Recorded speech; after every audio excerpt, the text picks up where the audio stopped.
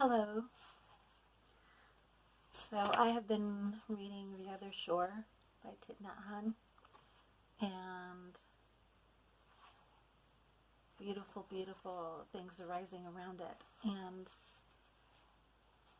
I wanted to read or convey a few things to you, and then if you like, you can meditate on it.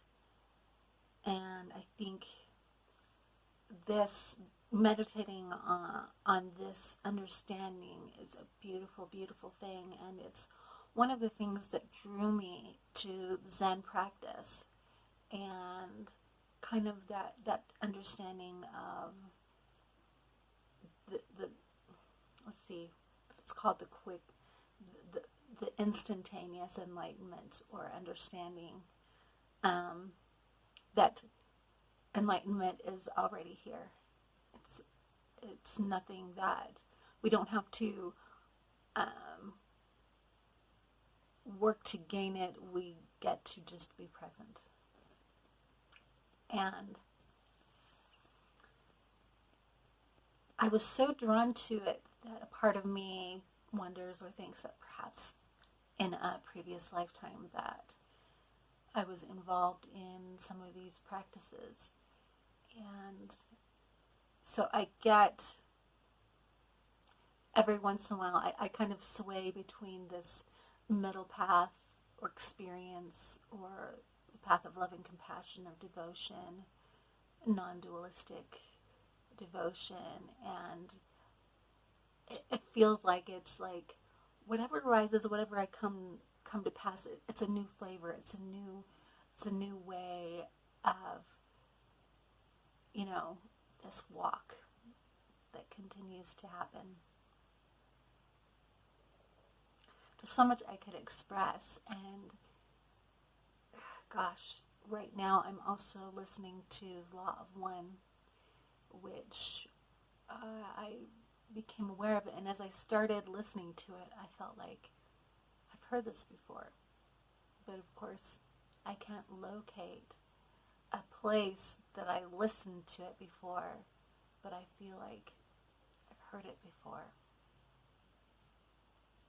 So really interesting how these sensations and feelings can come up.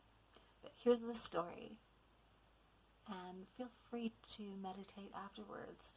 So it was a beautiful experience for me to do so.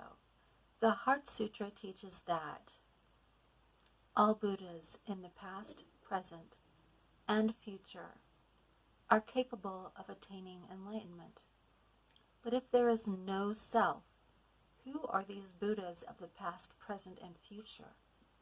If there is no self, who is the one practicing meditation? And who is the one that attains enlightenment? The Chanda Sutra helps answer this question and complements the Heart Sutra. Chanda was a newly ordained monk when the Buddha had just passed away, so he may never have had a chance to listen directly to the teachings of Buddha. He had the same deep question that we have. If there is no self, who is it doing the work of learning, practicing, and attaining truth? He had heard that at the deer park there were many respected venerable monks who had been disciples of the Buddha during his lifetime. So Chanda went there, built a small hut, and sought a consultation. At that time, people wanted to make sure that what they were learning was truly the teachings of the Buddha and not something else. So they adhered to a very narrow interpretation of the formula. Quote, all formations are impermanent. All phenomena are without self. Nirvana is peace. End quote. Therefore, wherever Chanda went to ask about the meaning of self and no self, asking who it is that attains enlightenment, he was told, no one.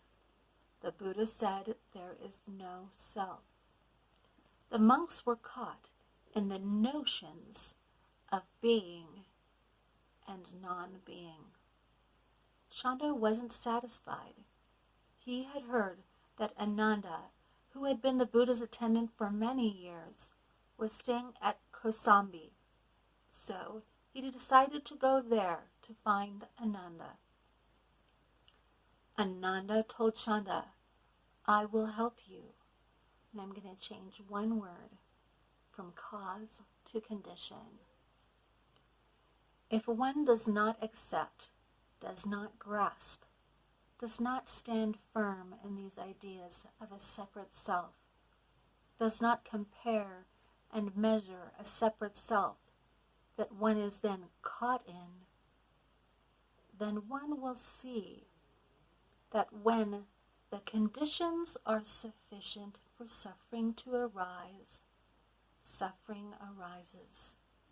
And when the causes are no longer, or the conditions are no longer sufficient, suffering ceases.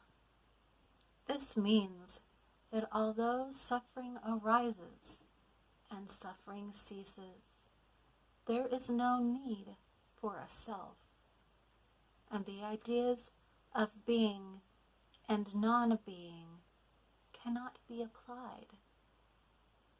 That was the main point that Chanda needed to know. You do not have to have a self in order for there to be study, practice, and enlightenment. Upon hearing the teaching, Chanda was enlightened.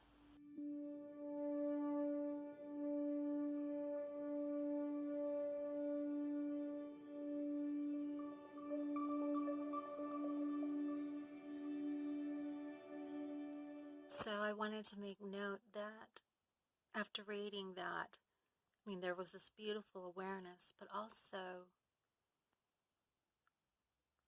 the realization and awareness of how the self, when pain and suffering occurs, wants to make it personal. It wants to make it about it, and that it has to do something about it. When this is the experience of the body, of the soul, and it makes things right or wrong, good or bad, and thus entangles itself in more of the conditions of suffering. Love to you all.